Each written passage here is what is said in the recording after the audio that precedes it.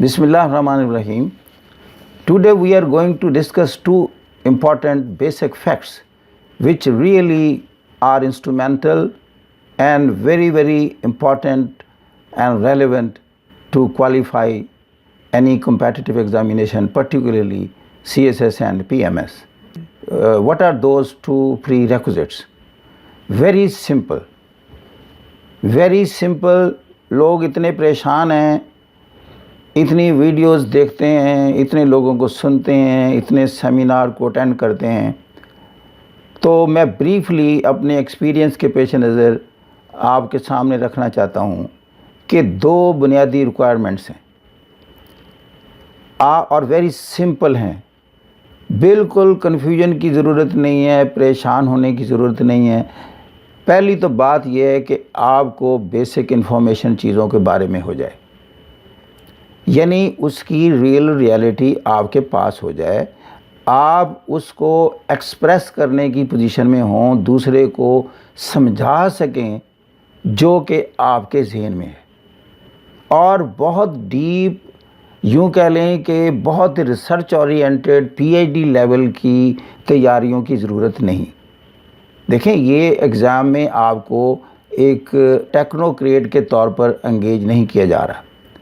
आपको तो civil administrator, civil service की ड्यूटीज़ देनी हैं, तो उसमें कोई आपकी टेक्नोलॉजी को इतनी यूटिलाइज नहीं किया जाएगा। तो लेकिन चीज़ ये है कि आपको एवेलुएट करने के लिए कि आप चीज़ों की बेसिक्स को समझते हैं, और दूसरी बात एक नेचुरल चीज़ है, आप उसको एक्सप्रेस करने की पोजीशन में भी हैं। Are you in a position to make the people understand what you have conceived. अगर मुझे ही चीज़ की समझ नहीं आई हुई, और जैसा कि अक्सर हमारे साथ होता है, तो हम फिर दूसरों को समझाएंगे क्या? अगर खुदा न खास्ता ऐसे राइटर को पढ़ बैठे हैं जो खुद कंफ्यूज्ड है, या आपको ही सेंस कन्वे नहीं कर रहा, तो फिर बेटा आप एग्जामिनर को क्या कन्वे करेंगे?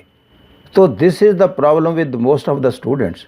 तो लिहाजा quality teacher and quality book is very much relevant, इसमें तो कोई दूसरा लफ्ज़ नहीं कहा जा सकता। और अगली बात जो कि ज़्यादा मुश्किल है, और जो मैं कहता हूँ बड़ी इंस्ट्रूमेंटल साबित हो रही है इस वक्त पास करने में और लोगों को फेल करने में, वो है इंग्लिश एक्सप्रेशन। आप डेटा कलेक्ट कर लें, कोई ऐसा बंदा नहीं आपको मिलेगा जिसने CSS कर लिया उसको इंग्लिश ना आती हो। ये दो बातें हैं सिर्फ, कि आपको बात का पता हो और बात आपको अंग्रेज़ी में बयान करनी आती हो। तो लिहाजा भाई साहब ज़्यादा से ज़्यादा कोशिश करें कि आप ना इंग्लिश बेहतर करें। इंग्लिश बेहतर बंदा पूछता है जी फ़लाँ बुक ख़रीद लें, फ़लाँ कोई ग्रामर की बुक ले लें, आप उसकी बेसिक्स देखें। ये बहुत ज़्यादा इस पर परेशान ना हो, लेकिन चीज़ ये है कि आपको इसकी जो बेसिक प्रिंसिपल्स हैं वो आते हों। अच्छा, बेसिक प्रिंसिपल सीखने के बाद भी हम पास नहीं होते बात का। उसकी वजह ये है कि हमारा जो रीडिंग हैबिट है इंग्लिश लैंग्वेज में वो बड़ी कम है। तो लिहाजा अब जितना भी टाइम है आपके पास, 6 मंथ्स 7 मंथ्स, आप यूँ समझें कि आप maximum time English reading, English speaking, English writing पर लगा दें। और मैं समझता हूँ 6 माह अगर आप टिका के English reading, writing and speaking पर लगा दें, तो ये जो इंग्लिश का वीक एरिया ना, इसको आप ओवरकम कर लेंगे।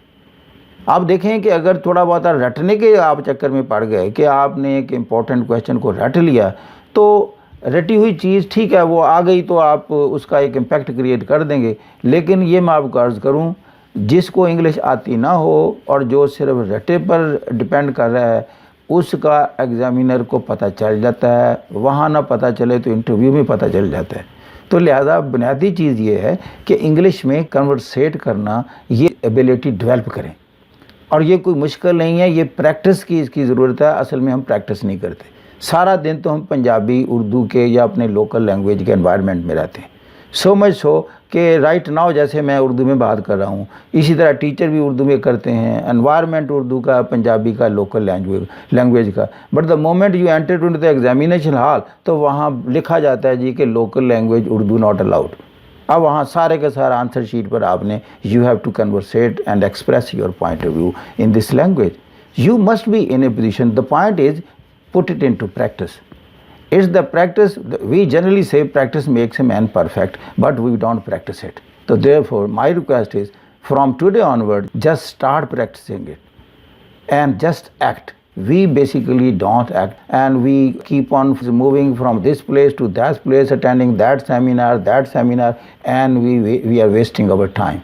Have a good book in front of you, start studying it, and then start preparing the answer in your mind and then writing it down. If you don't have a good book, at least internet book is open before you. Just Google out things.